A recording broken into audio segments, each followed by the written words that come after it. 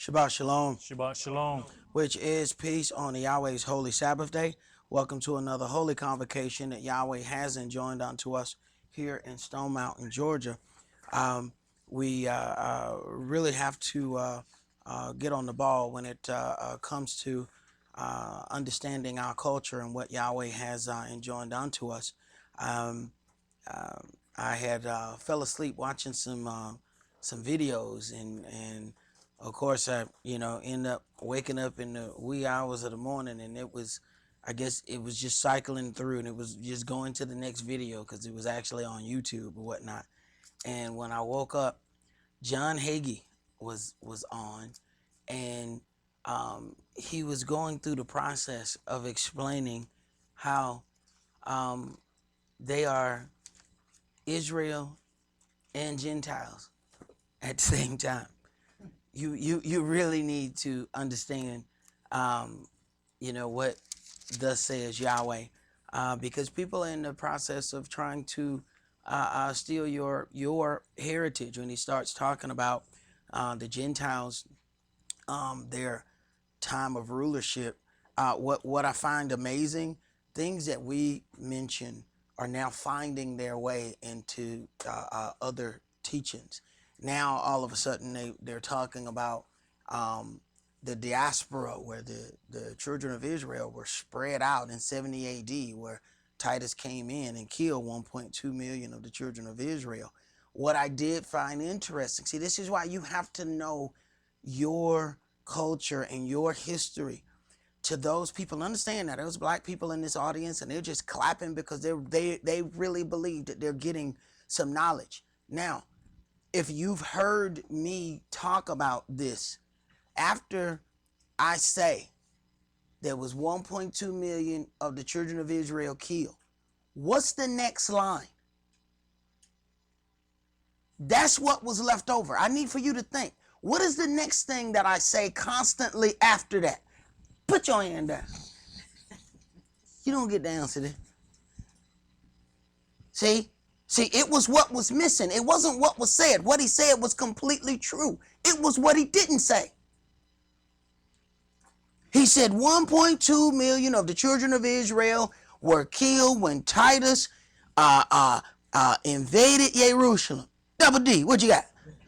The rest was sold to the salt mines. The rest was sold to the salt mines where? In Africa. That's the part he left out. But see, if you're not used to hearing that, you'll hear that first part and you'll think, oh man, he is dropping some knowledge. It wasn't what he said.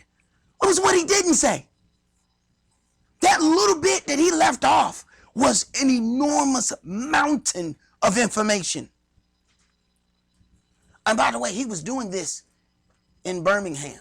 Not the Birmingham you know. Not Alabama. Not the other Birmingham.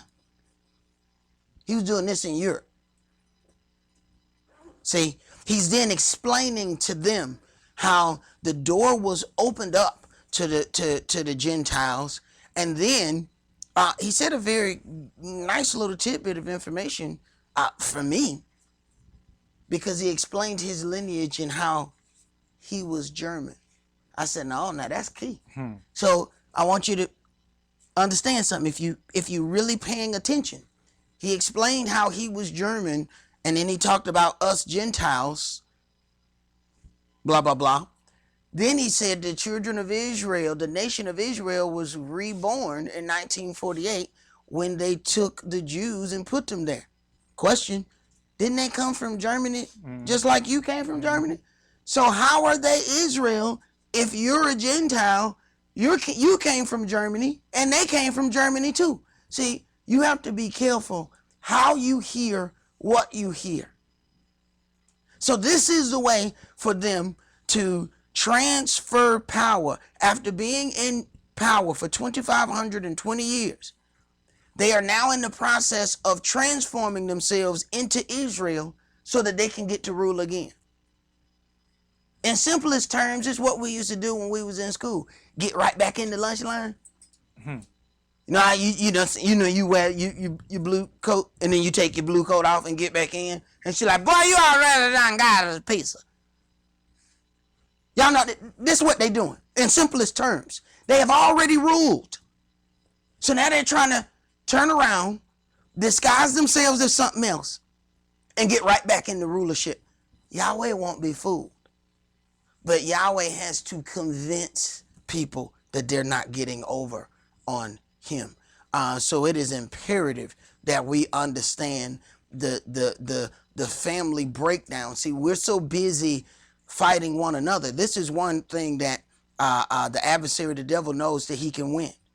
If you are too busy fighting amongst your little personal struggles, you will never get to the point of rebuilding your nation, because you are still in the process of rebuilding your house. So there's some method behind the madness to set up your house in a way that you are constantly fighting in it. Then you don't have any time to rebuild your nation, because the nation just don't start out of nowhere. The nation starts in your home and then comes from outside of that home and then starts and builds into a nation. But brother, would you read the oracles and entreat the angel that stands at the door, that he may come in and sup with us and us with him, that we may make this a holy convocation by the angel's presence. 1 Peter chapter 4, verses 7 through 11. But the end of all things is at hand. Be you therefore sober, and watch unto prayer. And above all things have fervent love among yourselves, for love shall cover the multitude of sins. Use hospitality one to another without grudging. As every man has received the gift, even so minister the same one to another as good stewards of the manifold grace of Elohim. If any man speak, let him speak as the oracles of Elohim. If any man minister, let him do it as of the ability which Elohim gives, that Elohim in all things may be glorified through Yahshua the Mashiach, to whom be praise and dominion forever and ever. Ephesians chapter 4, verses 29 through chapter 5 and verse 4. Let no corrupt communication proceed out of your mouth, but that which is good to the use of edifying, that it may minister grace unto the hearers. And grieve not the Holy Spirit of Elohim, whereby you are sealed until the day of redemption. Let all bitterness and wrath and anger and clamor and evil speaking be put away from you with all malice. And be you kind one to another, tender-hearted, forgiving one another, even as Elohim for Yahshua's sake has forgiven you. Be you therefore followers of Elohim, as dear children, and walk in love, as the Messiah also have loved us, and has given himself for us, an offering and sacrifice to Elohim for a sweet-smelling savor. But fornication and all uncleanness or covetousness, let it not be once named among you as becomes saints. Neither filthiness, nor foolish talking, nor jesting, which are not convenient, but rather given of thanks. Ecclesiastes chapter 5, verses 1 and 2. Keep your foot when you go to the house of Elohim, and be more ready to hear than to give the sacrifice of fools, for they consider not that they do evil. Be not rash with your mouth, and let not your heart be hasty to utter anything before Elohim. For Elohim is in heaven, and you upon earth. Therefore let your words be few. Exodus chapter 23, verses 20 and 21. Behold, I send an angel before you, to keep you in the way, and to bring you into the place which I have prepared. Beware of him, and obey his voice. Provoke him not, for he will not pardon your transgressions, for my name is in him. Revelations chapter 3, verses 20 through 22. Behold, I stand at the door and knock. If any man hear my voice and open the door, I will come into him and will sup with him, and he with me. To him that overcomes will I grant to sit with me in my throne, even as I have also overcame and am sat down with my Father in his throne. He that has an ear, let him hear what the Spirit says unto the churches. All right. As we examine the culture that was given unto us in the Holy Bible, we find much emphasis placed on the structure of the family. Uncoincidentally, the attacks that we have suffered here in the daughter of Babylon have come directly at the family structure. If the foundation is damaged, everything built on top of that damaged foundation will be substandard. Even if cosmetic improvements are made to alter the appearance, the foundation will continue to exist in its flawed state. If we are to rebuild our family structure, we must completely examine its foundation and correct any and all flaws contained therein. Only then can we begin to make cosmetic improvements that will stand the test of time. We will begin today's sermon in Genesis chapter 31. Genesis chapter 31, and we're going to start that in at verse 1. And today's sermon is entitled Israelite Family Matters. Israelite Family Matters. We have so many people that are so ready for us to become a nation, but they are neglecting the part that Israel began as a family and then grew into a nation, even in the midst of another nation. Right in front, being sojourners in other people's lands was our nation built, and so it shall be built again. Genesis 31 and verse 1. And he heard the word of Laban's sons, saying, Jacob hath taken away all that was our father's, and of that which was our father's has he gotten all his glory.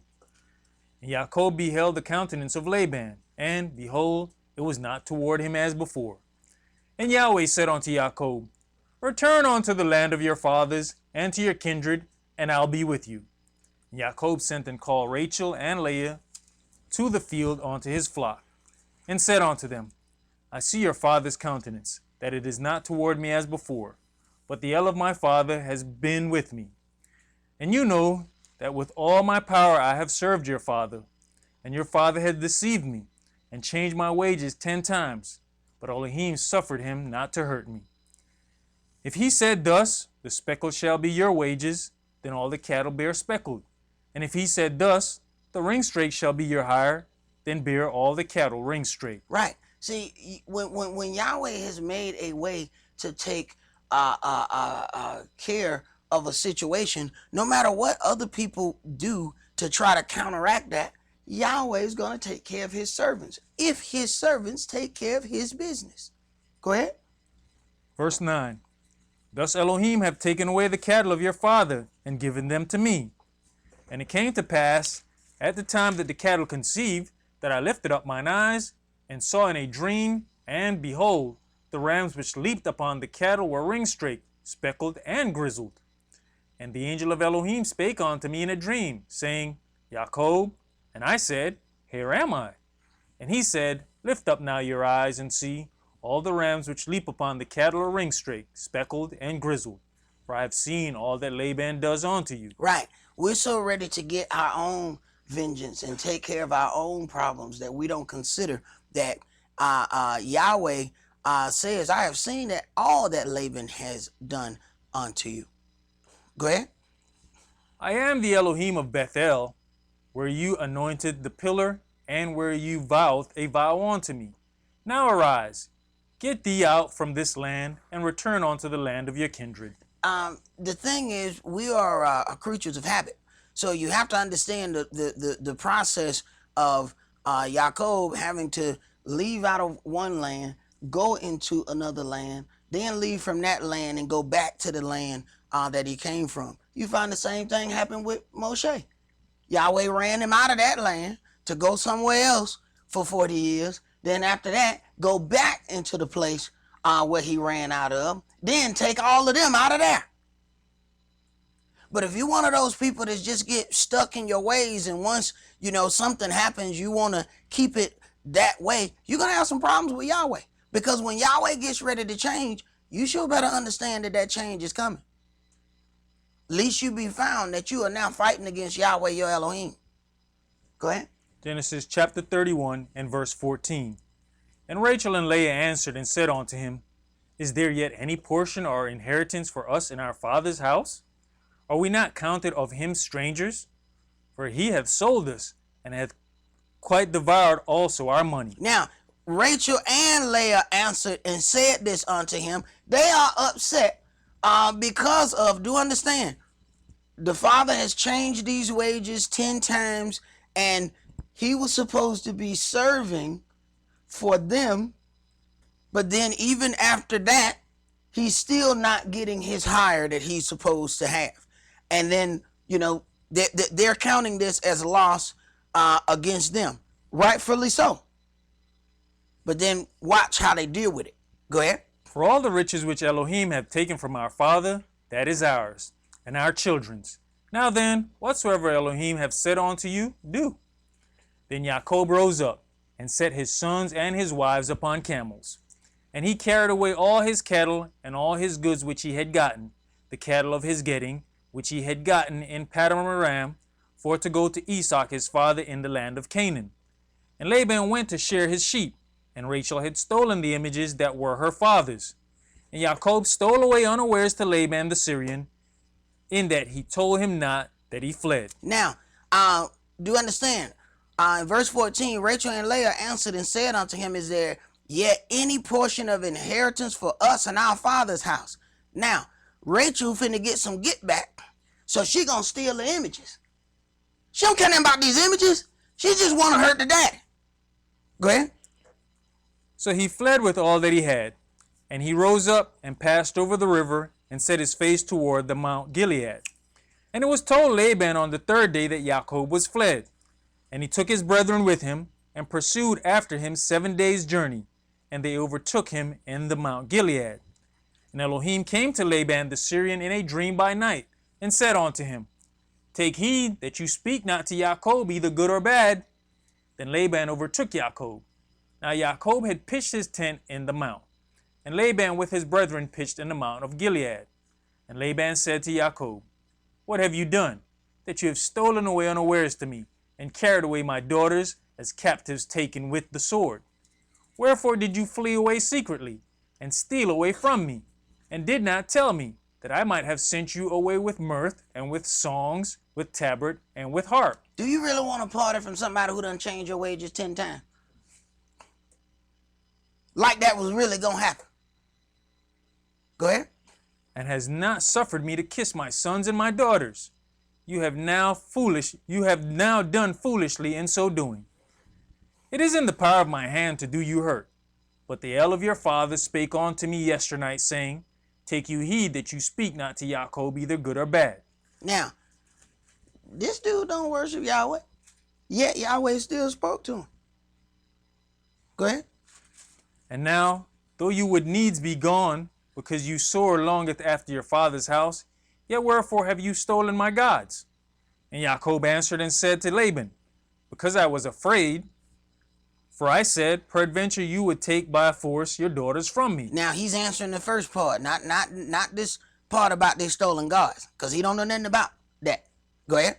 Verse 32, with whomsoever you findeth your gods, let him not live. Okay, now here is where the whole part of two becoming one spiritually. Do understand, Rachel has stolen the gods, but Rachel ain't told her husband about this. Now, understand the power of Abraham that sits upon his descendants.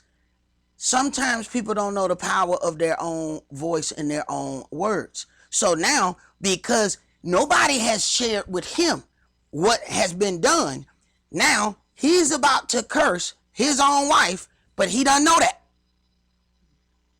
Go ahead. Before our brethren discern you what is yours with me, and take it to you. For Jacob knew not that Rachel had stolen them. Right. So, whomsoever you find your gods, let him not live. Let whoever that is that stole your gods die. Go ahead. And Laban went into Jacob's tent, and into Leah's tent, and into the two maidservants' tent, but he found them not. Then went he out of Leah's tent, and entered into Rachel's tent. Now Rachel had taken the images, and put them in the camel's furniture, and sat upon them. And Laban searched all the tent, but found them not. And she said to her father, let it not displease my master that I cannot rise up before you, for the custom of women is upon me. And he searched, but found not the images. Right, because he wasn't going to look up onto her because she was on her menstrual cycle. So she knew she used the menstrual cycle then as a ploy to hide the things that she had stolen. Now, this, once again, not being one with the husband, now he's finna feel even more justified because nothing was found, and he's finna further curse this woman unknowingly. Go ahead. Genesis chapter 31 and verse 36. And Jacob was angry and chode with Laban. And Jacob answered and said to Laban, what is my trespass? And what is my sin, that you have so hotly pursued after me? Whereas you have searched all my stuff, what have you found of all your household stuff? Right. See, now he's speaking a whole lot bolder now because now it wasn't found. So he really don't believe that anybody has done something from his house. And he surely believed if either of his wives had stole something, they would have surely have shared it with him. But they didn't, or she didn't. Go ahead. Set it here before my brethren and your brethren, that they may judge between us two. Some of the most powerful words you can utter out of this Hebrew doctrine.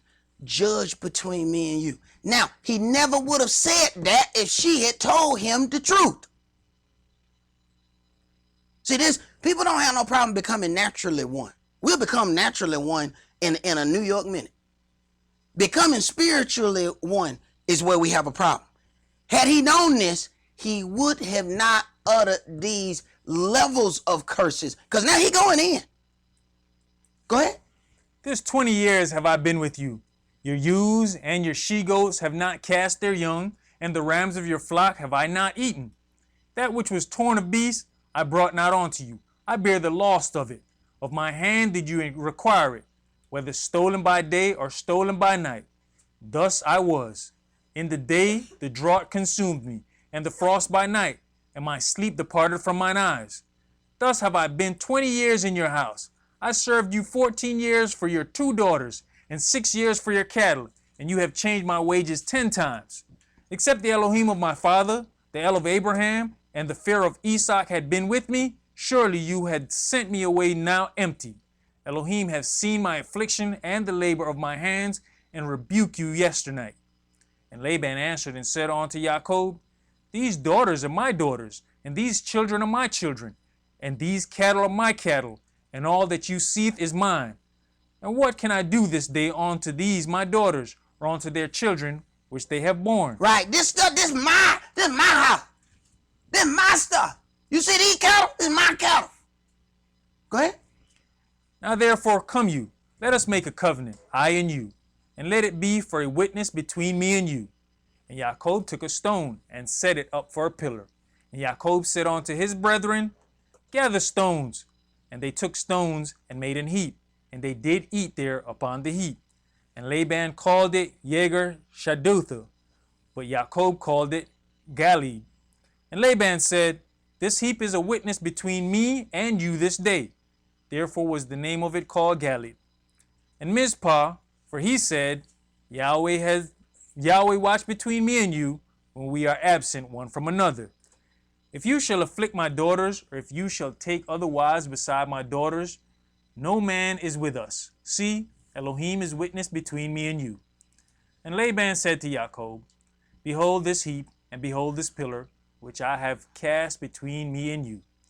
This heap be witness, and this pillar be witness, that I will not pass over this heap to you, and that you shall not pass over this heap and this pillar unto me for harm. So understand, they're sealing these covenants, but understand now, there's certain parts of this, because he, of course, is making all this believing that Laban has made a mistake about who has stolen his gods.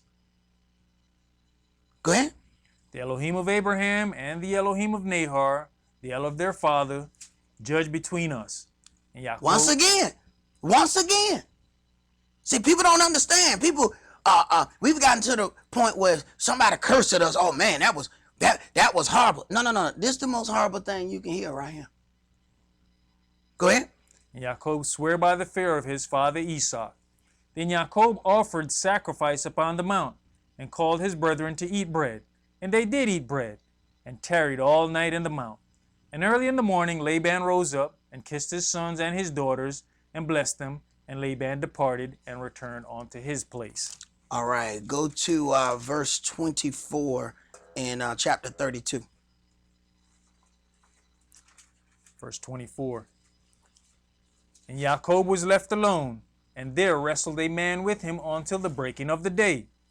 And when he saw that he prevailed not against him, he touched the hollow of his thigh, and the hollow of Jacob's thigh was out of joint, as he wrestled with him. And he said, Let me go, for the day breaketh. And he said, I'll not let you go, except you bless me. And he said unto him, What is your name? And he said, Jacob. And he said, Your name shall be called no more Jacob, but Israel. For as a prince have you power with Elohim and with men, and have prevailed. Now, do understand, the angel did not give him this power. This is power that he has had. The angel recognizes that he has this power and then does this and calls him Israel the prince. So understand what's going on here. Let's go to chapter 35.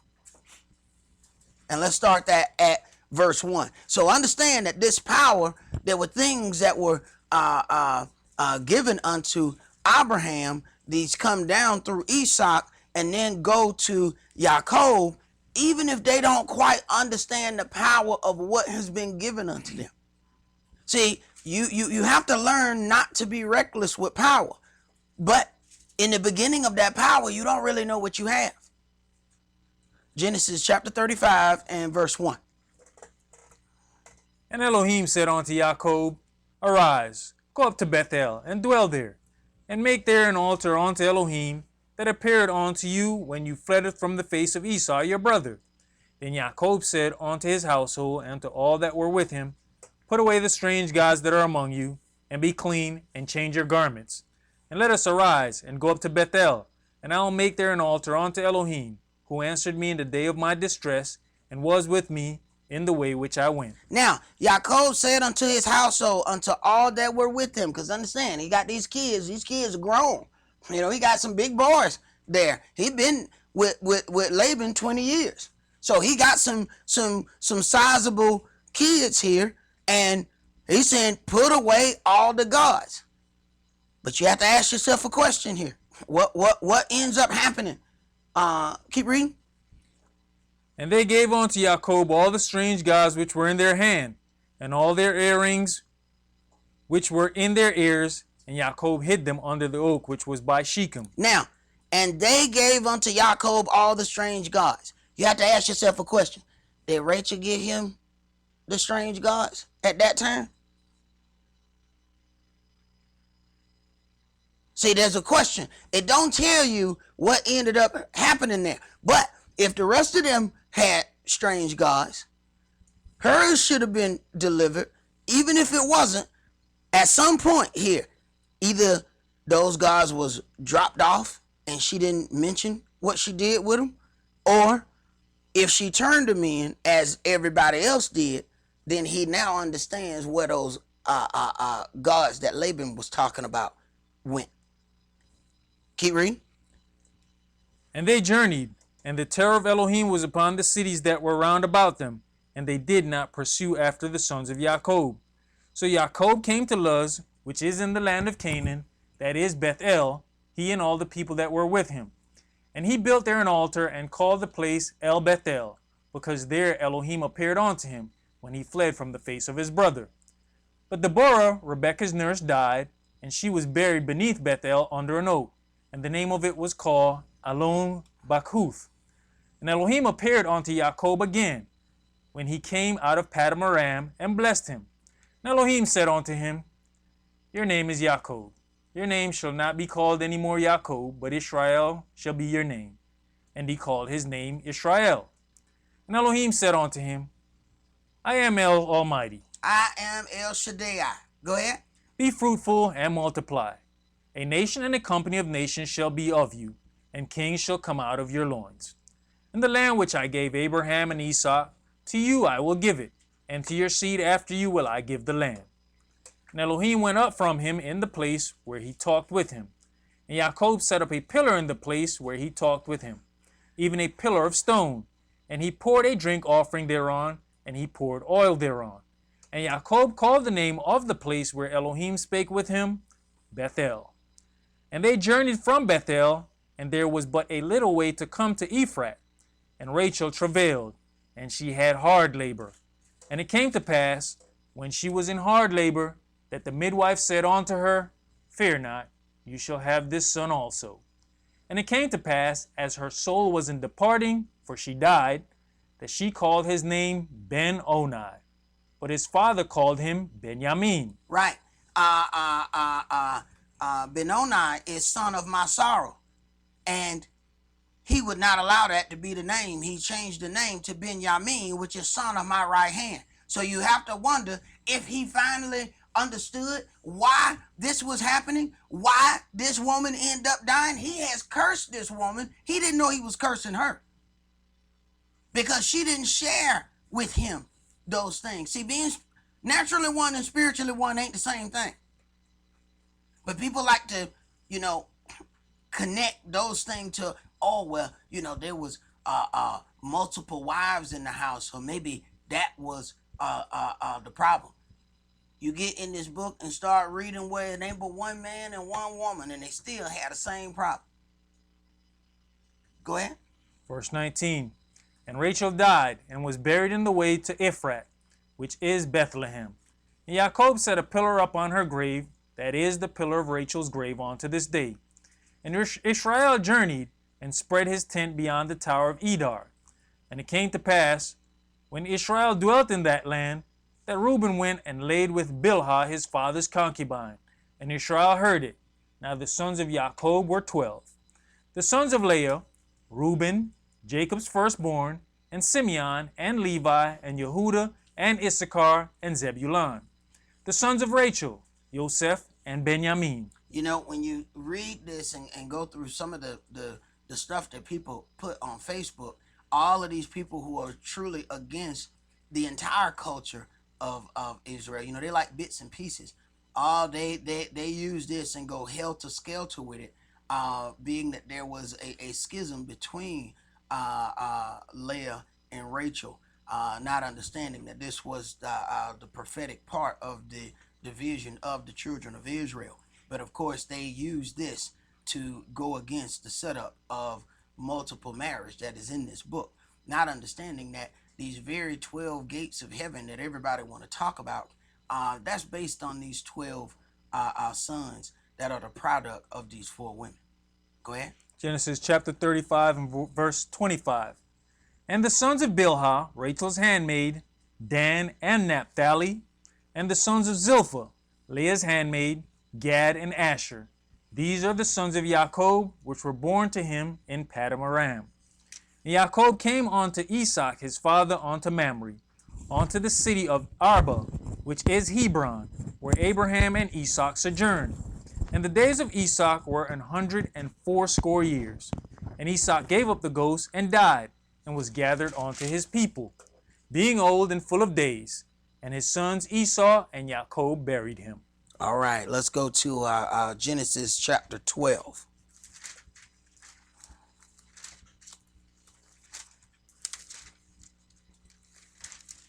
See, some of the very things that are happening in the foundation of these things end up affecting Israel many, many generations later. Genesis chapter 12 and read verses 1 through 3. Now Yahweh had said unto Abram, Get you out of your country, and from your kindred, and from your father's house, unto a land that I will show you. And I'll make of you a great nation, and I'll bless you, and make your name great, and you shall be a blessing. And I'll bless them that bless you, and curse him that curse you. And in you shall all families of the earth be blessed. So understand, this was already on Jacob when all of those other things was happening. This is what's delivered unto his father Abram before he's even Abraham. So then you have Abraham, Isaac, then Jacob, who was then called Israel. And these things were there even as he unknowingly cursed his own wife. Let's go to Genesis chapter 25. Genesis chapter 25, and let's read verses 19 through 34. Verse 19. And these are the generations of Esau, Abraham's son. Abraham begot Esau, and Esau was 40 years old when he took Rebekah to wife, the daughter of Bethuel, the Syrian of Paddan Aram, the sister of Laban the Syrian. Sister to Laban the Syrian. And Esau entreated Yahweh for his wife because she was barren. And Yahweh was entreated of him, and Rebekah his wife conceived. So Esau entreated Yahweh for his wife because she was barren. Yahweh was entreated of him, and his wife conceived. Go ahead. And the children struggled together within her. And she said, If it be so, why am I thus? And she went to inquire of Yahweh. Now, she's inquiring of Yahweh on her own about why there's a struggle inside of her. Go ahead. And Yahweh said unto her, 2 nations are in your womb, and 2 manner of people shall be separated from your bowels. And the one people shall be stronger than the other people, and the elder shall serve the younger. And when her days to be delivered were fulfilled, behold, there were twins in her womb. And the first came out red, all over like an hairy garment, and they called his name Esau. And after that came his brother out, and his hand took hold on Esau's heel, and his name was called Jacob. And Esau was 80 years old when she bare them. So he was 40 years old when he took Rebekah to wife. He's 60 years old. 80 years old is 20 times 3. All right. So he's 60 years old when she bare these 2 boys. This is 20 years later. Now, remember, he went to pray for her. She conceived. Now, struggles in the womb. She prayed. Yahweh answered her. We're missing the part where she went back to her husband and told him what Yahweh had said unto her. You didn't hear that, right? Because I didn't hear that. Okay, keep reading. Verse 27. And the boys grew, and Esau was a cunning hunter, a man of the field, and Jacob was a plain man dwelling in tents. So they 2 different types of manner of men, right? Keep reading. And Esau loved Esau because he did eat of his venison. But Rebekah loved Jacob. Right. So she ain't shared nothing that happened with her. So now you got a split household. One of them leaning toward one child and the other one leaning toward the other child. Now, why would that even be? First of all, it's culture that the firstborn gets a double portion. So Esau is automatically going to lean toward the firstborn. Okay? Go ahead. And Jacob side pottage, and Esau came from the field, and he was faint. And Esau said to Jacob, Feed me, I pray you, with that same red pottage, for I am faint. Therefore was his name called Edom. And Jacob said, Sell me this day your birthright. And Esau said, Behold, I'm at the point to die. And what profit shall this birthright do to me? And Jacob said, Swear to me this day. And he sware unto him, and he sold his birthright unto Jacob. Then Jacob gave Esau bread and pottage of lentils, and he did eat and drink and rose up and went his way. Thus Esau despised his birthright. Thus Esau despised his birthright.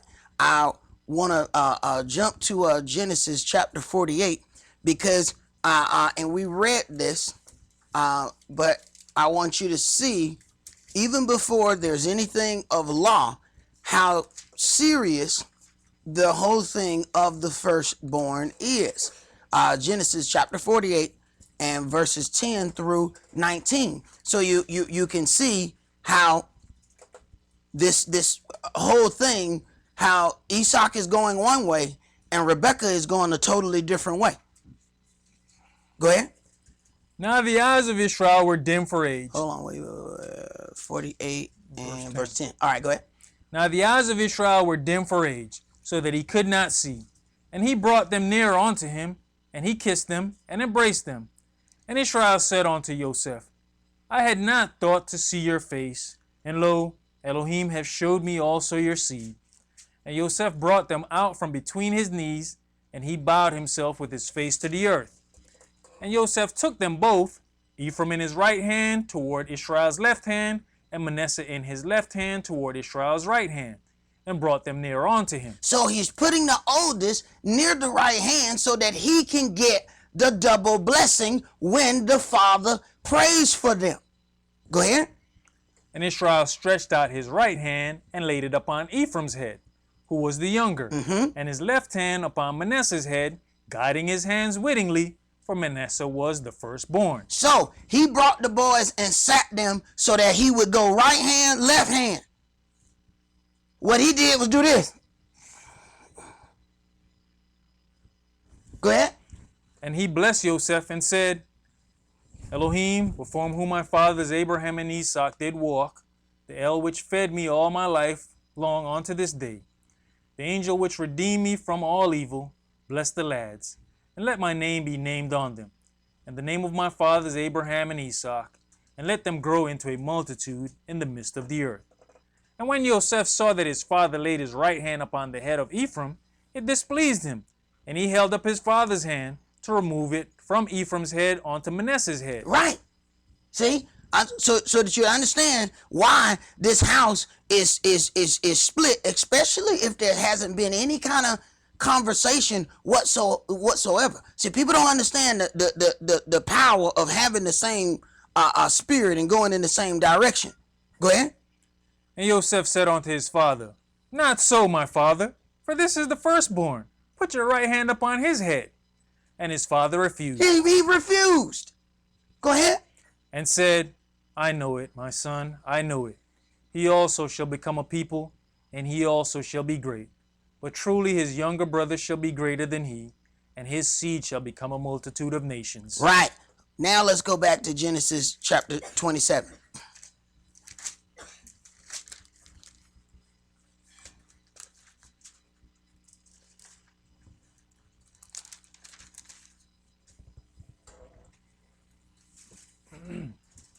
Genesis chapter 27 and verse 1.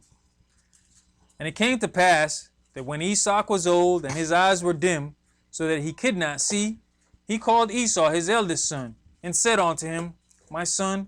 And he said unto him, Behold, here I am. And he said, Behold now, I am old. I know not the day of my death. Now therefore take, I pray you, your weapons, your quiver, and your bow, and go out to the field, and take me some venison. Now, he says he is about to die, so now it's about time for him to go and do these blessings. Now, consider how long things have been sitting in the way that it was. He was, 40 years old when he married her. 20 years later, he had these boys. So that was 60. It said how old he was when he died? 100 or something? Okay, so we now looking at a 40-year gap here. And now these things are about to go into play. So 40 years, that's pretty, a long enough time for you to explain. Yahweh said that younger boy is going to be the one to get the blessing. But instead of having, see the conversation that Yaakov had at one point? This is all he did. Now, that was a whole hell of a lot easier than what's about to happen right now. Go ahead. And make me savory meat, such as I love, and bring it to me, that I might eat, that my soul may be blessed, that my soul may bless you before I die. And Rebekah heard when Esau spake to Esau his son, and Esau went to the field to hunt for venison, and to bring it. And Rebekah spake unto Jacob her son, saying, Behold, I heard your father speak unto Esau your brother, saying, Bring me venison, and make me savory meat, that I may eat it, and bless you before Yahweh before my death. Now therefore, my son, obey my voice, according to that which I command you. Go now to the flock, and fetch me from thence 2 good kids of the goats, and I'll make them savory meat for your father, such as he loveth. Right. So now she's giving him instructions on how to steal the blessing that's really already his. First of all, he sold the birthright. He already sold the birthright. And instead of having this conversation with the husband, a lot of times we want to take the easy way out. But this is a 40-year secret here. Go ahead. I mean, it's so much so a secret that none of the boys even told the father what happened with the birthright. Hey, this pretty interesting. Go ahead. Verse 10, and you shall bring it to your father, that he may eat, and that he may bless you before his death. You know, they probably don't think much about the birthright part. You know, because brother hungry. He's saying thus and thus. He's saying whatever he got to do to get him some food right now. He's not really thinking that the birthright means anything like that. But the birthright is directly connected to this blessing. They're not separate. The firstborn gets a double portion. They're not separate here. So, because she did not talk to the husband, now she's got to go on a path of manipulation to make the rest of this happen herself. Go ahead. Verse 11, and Jacob said to Rebekah his mother, behold, Esau my brother is a hairy man, and I'm a smooth man. My father peradventure will feel me, and I shall seem to his a deceiver, and I shall bring a curse upon me, and not a blessing. And his mother said unto him, upon me be your curse, my son. Only obey my voice, and go fetch me them. And he went and fetched it, and brought them to his mother. And his mother made savory meat, such as his father loved. And Rebekah took goodly raiment of her eldest son Esau, which were with her in the house, and put them upon Jacob her younger son. And she put the skins of the kids of the goats upon his hands, and upon the smooth of his neck. So this whole dramatic episode here is filled with deception. Is filled with, it even got props. It got clothing, got goat hair. So it's laced with everything to go ahead and bring about this thing that a conversation should have taken care of 40 years ago. Go ahead. Genesis chapter 27 and verse 17. And she gave the savory meat and the bread, which she had prepared, into the hand of her son Jacob. And he came unto his father and said, my father. And he said, here am I. Who are you, my son? And Jacob said unto his father, I am Esau, your firstborn. I have done according as you badeth me. Arise, I pray you, sit and eat of my venison, that your soul may bless me.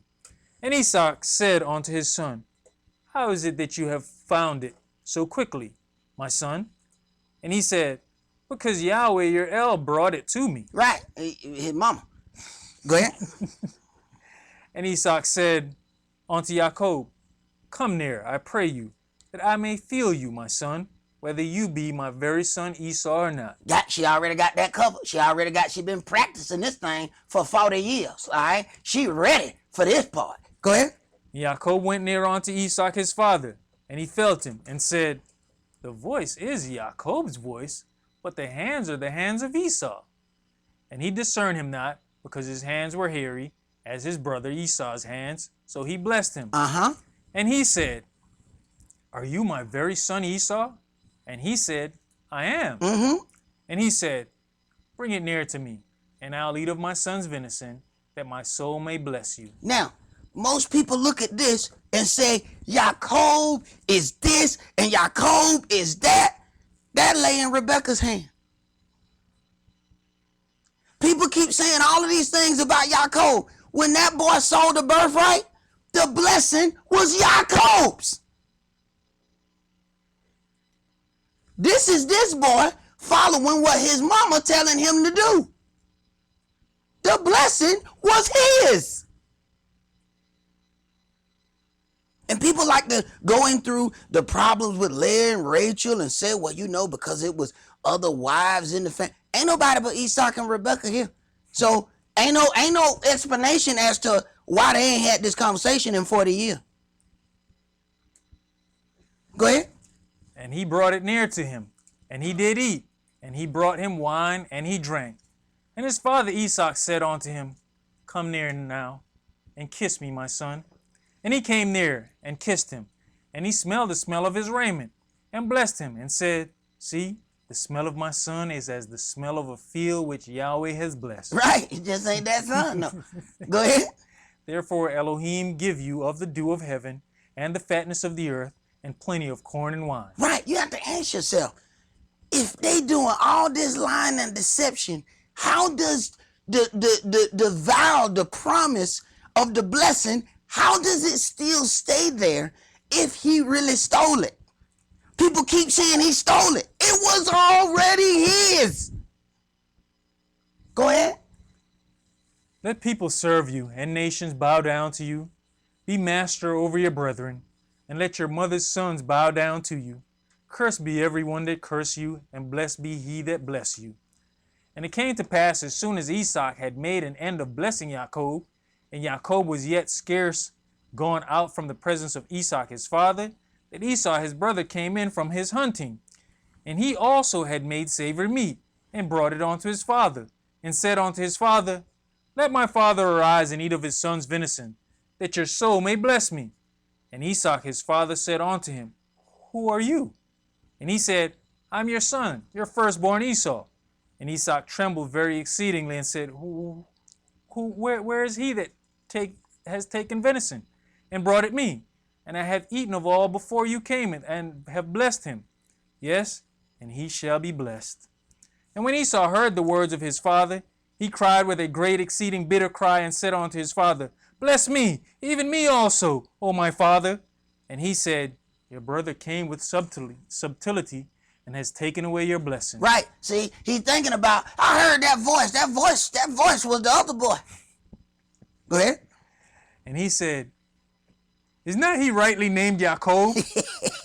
For he has supplanted me these 2 times. He took away my birthright. Lie. He did not take away the birthright. He sold the birthright. But see, when people get angry and they get all in their feelings, they tell the story the way they want to tell the story. He took away my birthright. No, boy, you sold the birthright. You can't get mad at somebody because they bought something you sold. You shouldn't have sold it. Go ahead. And behold, now he has taken away my blessing. And he said, No, see, here's the problem. The blessing was his when you sold the birthright. But you see how he's telling that to the father? He took my birthright.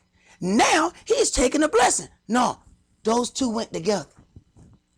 Go ahead. And he said, Have you not reserved the blessing for me?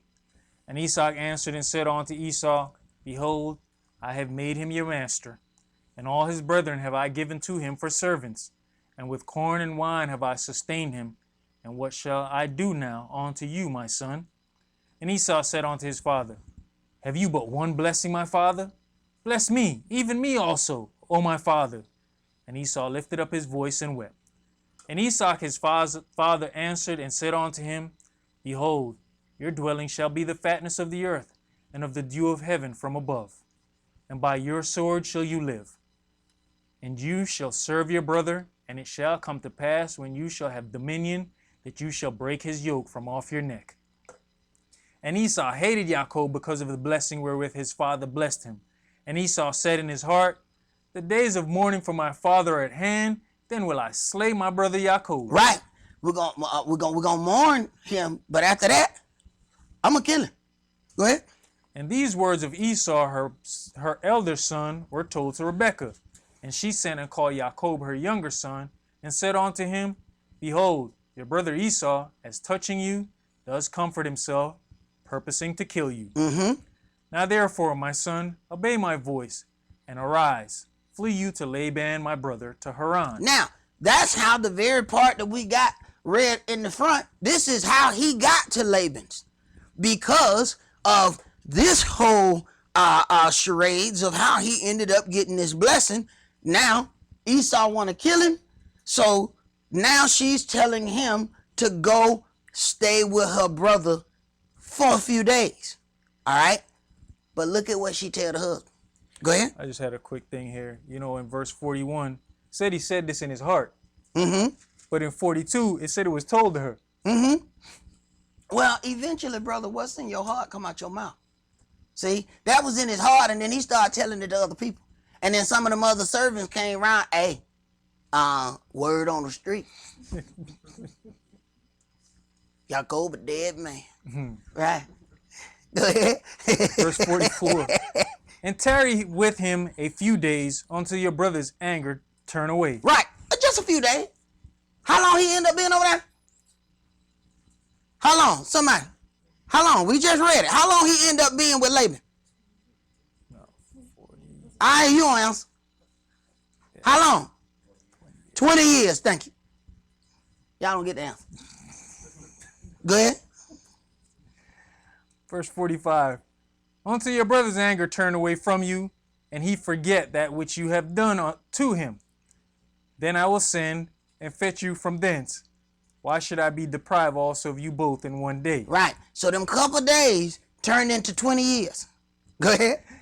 But then she said, when he forget what you've done, like she ain't play a part in this. Exactly. Go ahead. And Rebekah said to Esau, I am weary of my life because of the daughters of Heth. Now, this is what she's saying to the husband.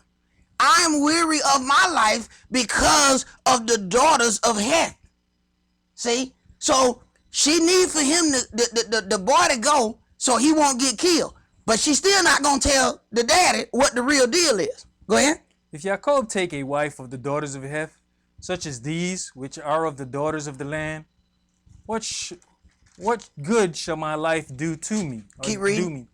And Esau called Jacob and blessed him, and charged him, and said unto him, You shall not take a wife of the daughters of Canaan. Arise, go to Paddan Aram, to the house of Bethuel, your mother's father, and take you a wife from thence of the daughters of Laban, your mother's brother. Mm-hmm. And El Almighty bless you, and make you fruitful, and multiply you, that you may be a multitude of people, and give you the blessing of Abraham to you, and to your seed with you, that you may inherit the land wherein you are a stranger, which Elohim gave unto Abraham. And Esau sent away Jacob. Esau sent him away.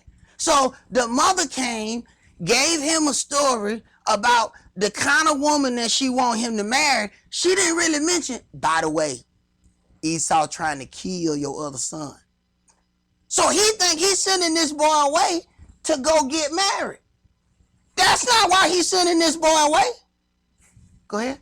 And he went to Paddan Aram unto Laban, son of Bethuel the Syrian, the brother of Rebekah, Jacob's and Esau's mother. Right. Because let me tell you something. If a person is at the point of trying to kill you, a couple days ain't going to make that go away.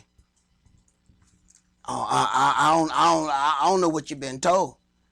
But if you to the point of somebody ready to kill somebody, them couple days, no. Now you can sleep a couple days. Judges chapter 13. Now that's not gonna make that kind of anger go away.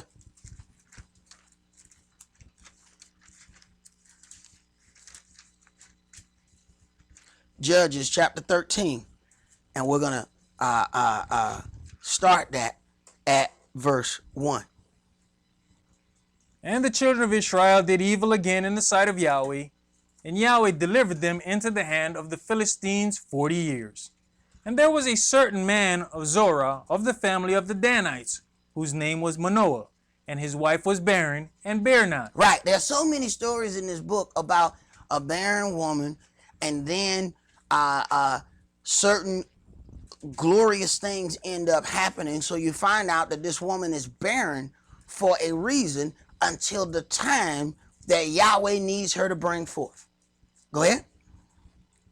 And the angel of Yahweh appeared unto the woman, and said unto her, Behold now, you are barren and beareth not, but you shall conceive and bear a son. So the angel appeared unto the woman. This is a very good phrase right here. Well, very funny phrase. Unto the woman. Now, everybody know who Leah and Rachel is. Everybody know who Rebecca is in this in this Bible. Manoah's wife is constantly known as the woman. Nobody even know her name. But this woman dealt with everything better than everybody we know. Yet it does not mention her name. Watch how she deals with certain things. Go ahead. Now therefore beware, I pray you, and drink not wine nor strong drink. Now, the angel has appeared unto the woman. All right. Now, the instructions that are being given are given to the woman. Go ahead. And eat not any unclean thing. For lo, you shall conceive and bear a son, and no razor shall come on his head, for the child shall be a Nazarite unto Elohim from the womb, and he shall begin to deliver Israel out of the hand of the Philistines. Then the woman came and told her husband. Stop. The woman then came and told her husband.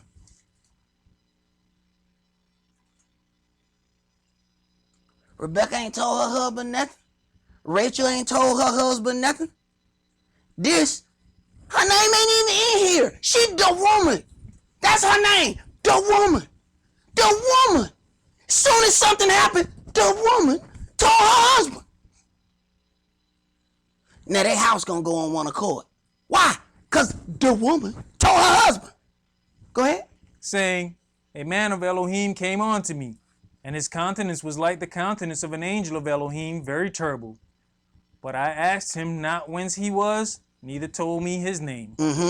But he said unto me, behold, you shall conceive and bear a son, and now drink no wine nor strong drink, neither eat any unclean thing, for the child shall be a Nazarite to Elohim from the womb to the day of his death. Not only did she tell her husband what had happened, now she telling her husband the things that were said. Go ahead.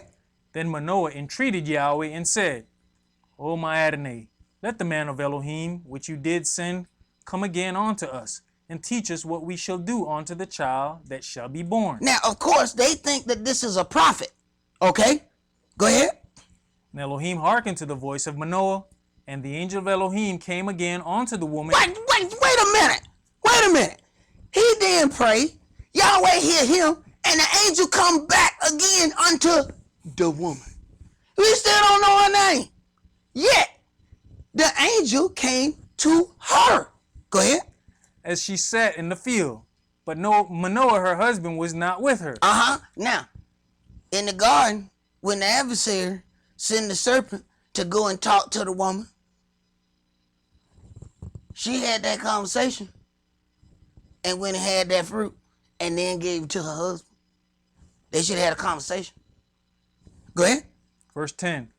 And the woman made haste and ran and showed her husband and said unto him, behold, the man has appeared unto me that came unto me the other day. How many women you know gonna do that? Wait a minute, just stop right here. Right? Man of Elohim. Stop. I'm gonna run back and I'm gonna get my husband. And the woman shall bring back the husband. Go ahead. And Manoah arose and went after his wife and came to the man and said unto him, are you the man that spaketh unto the woman? You see, he even said, you spoke to the woman. Go ahead. And he said, I am. And Manoah said, now let your words come to pass. How shall we order the child, and how shall we do unto him? And the angel of Yahweh said unto Manoah, of all that I said unto the woman, let her beware. Man, the angel calling her the woman. He is calling her the woman. Yet she has glory and honor because of how she is dealing with this thing. Go ahead. She may not eat of anything that cometh of the vine, neither let her drink wine or strong drink, or eat any unclean thing. All that I commanded her, let her observe. Let her observe. Now, consider, has she not talking to the husband? Do you understand how much manipulation has to then happen for her to try to do these things throughout this child's life? Oh, no, never mind, baby. I don't want to drink that. Oh, no, baby, don't let him drink that. Oh, no, baby, don't cut his hair. Just it looks so pretty long. Let it be long. Let it be real long. Just all the way down to his buttocks. You know how much manipulation got to happen when all you had to do was tell the truth? Go ahead. Verse 15. Judges chapter 13 and verse 15. And Manoah said unto the angel of Yahweh, I pray you, let us detain you until we shall have made ready a kid for you. And the angel of Yahweh said unto Manoah, though you detain me, I will not eat of your bread. And if you will offer a burnt offering, you must offer it unto Yahweh. For Manoah knew not that he was an angel of Yahweh. And Manoah said unto the angel of Yahweh, what is your name? That when your sayings come to pass, we may do you honor. Right. And the angel of Yahweh said unto him, why ask you thus after my name, seeing it is secret? Second time we done heard that. First time, Yaakov want to know the name of the angel, and basically he said none of your business. Now this one said, why you want to know my name, seeing it's secret? Yet we got these Enochians walking around here talking about, oh, they got the name of this angel, the name of that angel. Man, that does not coincide with what's written in this book. And that stuff about Enoch was supposed to have happened way before these things. See, we don't know a Gabriel or a Michael yet. Yet, they already have all of these names. Yet, here in the foundation, before those things happen, none of those angels would give their names. Somebody lying. Go ahead. Verse 19. So Manoah took a kid with a meat offering and offered it upon a rock unto Yahweh. And the angel did wondrously, and Manoah and his wife looked on. For it came to pass, when the flame went up toward heaven from off the altar, that the angel of Yahweh ascended in the flame of the altar. And Manoah and his wife looked on it, and fell on their faces to the ground. Right, it done scared the mess out of them now. Go ahead. But the angel of Yahweh did no more appear to Manoah and to his wife. Then Manoah knew that he was an angel of Yahweh. Now they understood who it was in their presence. They didn't understand that. So we're talking an angel of Yahweh. They just thought it was a prophet. But even though whatever he was, the woman went back and made sure that this thing was told to her husband. And when the man came back, she ran to go get her husband. Go ahead. And Manoah said unto his wife, we shall surely die, because we've seen Elohim. Now he's scared. He's scared. But you have to consider something. When Yahshua was dealing with that woman at the well, and she said, give me of this water that I thirst not. He said, where's your husband? Go get your husband. Right. Go ahead.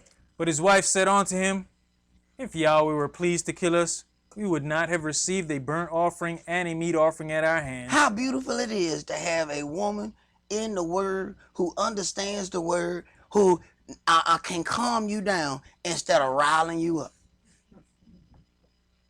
Calm down, baby. If Yahweh were going to kill us, we'd already be dead. Instead of, you better hurry up and get your stuff and run out of here. We're going to die. Now, here it is. He panicking.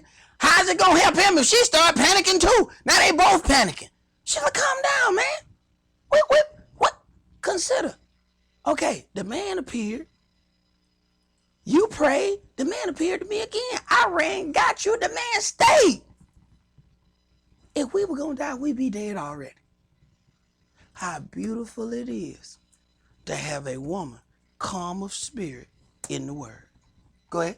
Neither would he have showed us all these things, nor would as at this time have told us such things as these. And the woman bare a son, and called his name Samson.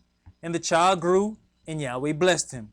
And the spirit of Yahweh began to move him at times in the camp of Dan, between Zorah and Eshtal. Right. So this was about this job that this child was born to do. Let's go to John chapter 14.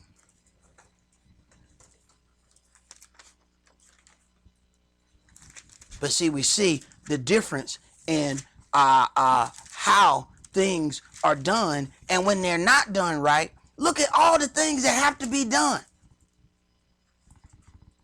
Folks think they got a shortcut. You ever had somebody, you driving with somebody and say, I'm going to take this shortcut, and it take another 35 minutes? Like, what kind of shortcut is this? This is the longest shortcut ever. The next time, man, just go the way you're supposed to go, man. Because this shortcut you took is putting me back 45 minutes. Folks think they're going to take shortcuts, and the shortcut end up being the longest thing ever. Now, all these other things got to be done because you didn't deal with it right up front. Yohanan chapter 14, and let's start that at verse 15. If you love me, keep my commandments, and I'll pray the Father, and he shall give you another comforter, that he may abide with you forever. So there's some kind of action. If there's real love there, there's some action that goes along with that. See, people like to throw around those terms. I love you. I love you. I love you. What does love do? There's some actions connected to that. Not just a bunch of pretty words. Go ahead. even the Spirit of truth, whom the world cannot receive, because it seeth him not, neither knoweth him. But you know him, for he dwells with you and shall be in you. I will not leave you comfortless, I will come to you. Yet a little while, and the world sees me no more, but you see me, because I live, you shall live also. At the day you shall know that I am in my Father, and you in me, and I in you. He that has my commandments and keeps them, he it is that loves me. Right. See, not the people who walk around and just talk about, oh, God is love. Oh, he's just so much. Oh, I just love him. I just love, love, love. Oh, they talk of love all the time. They sing pretty songs. Their songs sound so good. Yeah. He that has my commandments and keeps them, he it is that loves me. I don't care how nice they look. I don't care how nice they sound. Love has an action tied to it. Go ahead. And he that loves me shall be loved of my Father, and I'll love him, and will manifest myself to him. Yehuda saith unto him, not Iscariot, Adonai, how is it that you will manifest yourself unto us, and not unto the world? Yahshua answered and said unto him, if a man love me, he will keep my words, and my Father will love him, and we will come unto him, and make our abode with him. Right. He says, if a man love me, he will keep my words. Now, he cannot make that ordination if he didn't say nothing.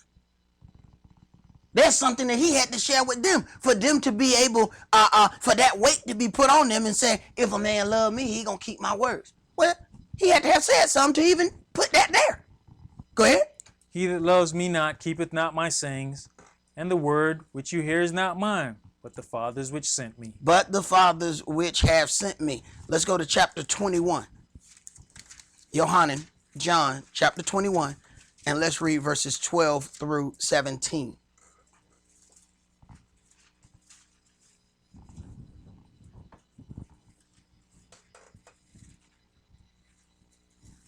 Verse 12. Yahshua says unto them, come and dine. And none of his disciples does ask him, who are you? Knowing that it was the Adonai. Yahshua then comes and takes bread and gives them, and fish likewise. This is now the third time that Yahshua showed himself to his disciples after that he was risen from the dead. So when they had dined, Yahshua said to Simeon Peter, Simeon, son of Jonas, love you me more than these? He said unto him, yes, Adonai, you know that I love you. He says unto him, feed my lambs. So this love is still connected to an action as well. If you love me, then that's something you're going to do. Not just turn around and give me a bunch of nice words. There's some action connected to the love you say you have for me. Don't just tell me you love me. Show me you love me. Go ahead. What's that old saying? I can show you better than I can tell you. Mm-hmm. Verse 16. He says to him again the second time, Simeon, son of Jonas, love you me? He said unto him, yes, Adonai, you know that I love you. He said unto him, feed my sheep. He says unto him the third time, Simeon, son of Jonas, love you me? Cephas was grieved because he said unto him the third time. Why you keep asking me this, man? Why you keep you grieving me, man, asking me about this love thing? Why you keep asking me this question? Go ahead. Lovest you me? And he said unto him, Adonai, you knoweth all things. You knoweth that I love you. Yahshua said unto him, feed my sheep. Feed my sheep. This love has to be connected to an action, and he's making sure that that action is performed so that there is no doubt in that love. Let's go to Matthew chapter 22.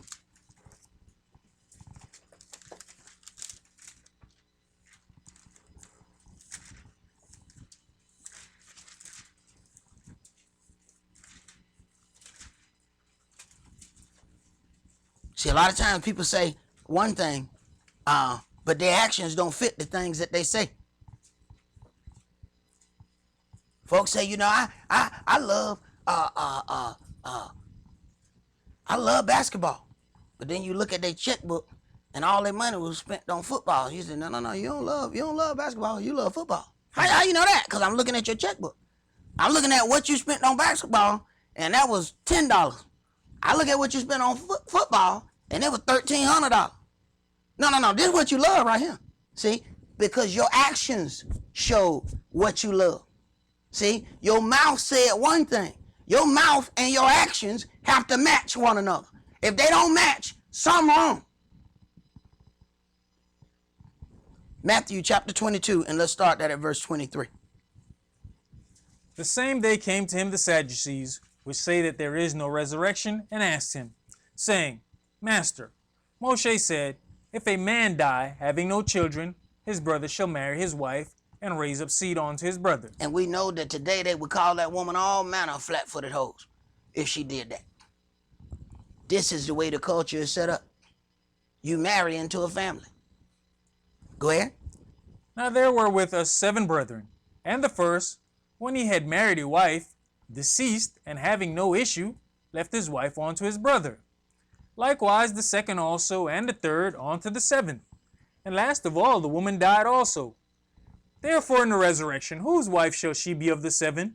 For they all had her. Yahshua answered and said unto them, You do error, not knowing the scriptures nor the power of Elohim. For in the resurrection they neither marry nor are given in marriage, but are as the angels of Elohim in heaven. Right, which also contradicts some of those other teachings that those brothers have about the angels being with women and all of these things. Yahshua is dealing with that. The angels don't marry. They don't procreate like regular people of the earth.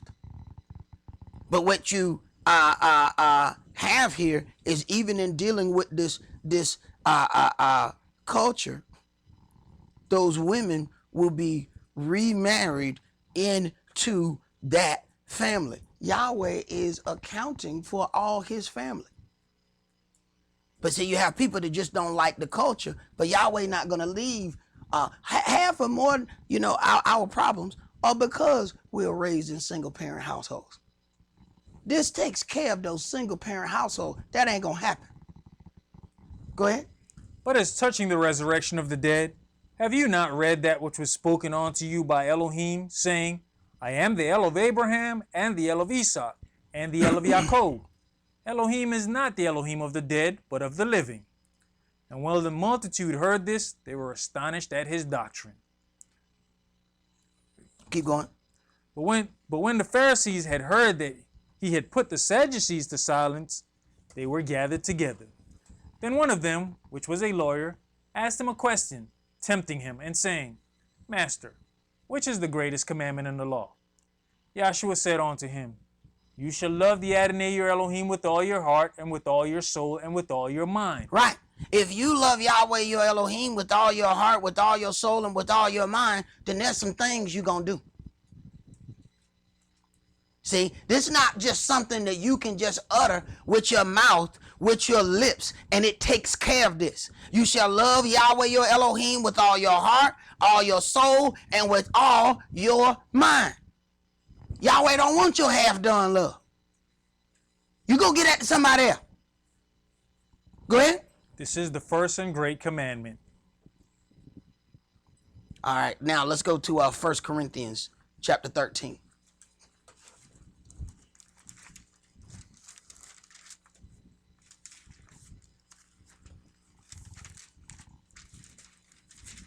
See, calling and being called by this holy name of Israel, it has some weight connected to it. See, people want to go around and say that we're Israel and then go out and half do this or half do that or do things the way they want to do them, not understanding that you blaspheming Yahweh's name the whole time.